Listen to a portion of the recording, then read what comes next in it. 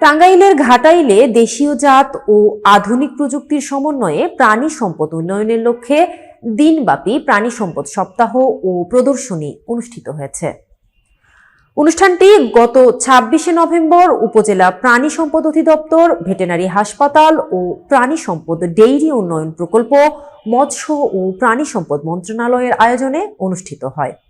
ঘাটাইল প্রতিনিধি মোহাম্মদ শফিকুল ইসলাম জানান, প্রদর্শনীতে ৩০টি স্টল, বিভিন্ন প্রাণীজ তৈরি খাবার, প্রাণী ও সংশ্লিষ্ট পণ্যের মেলা অনুষ্ঠিত হয়।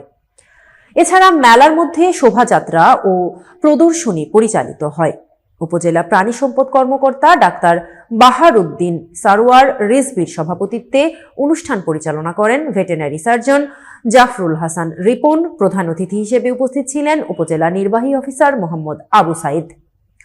অন্যান্য অতিথিরা ছিলেন প্রাণী অধিদপ্তরের সাবেক পরিচালক মোহাম্মদ আক্তারুজ্জামান, উপজেলা কৃষি সম্প্রসারণ কর্মকর্তা মমতাজ বেগম সহ আরও অনেকে।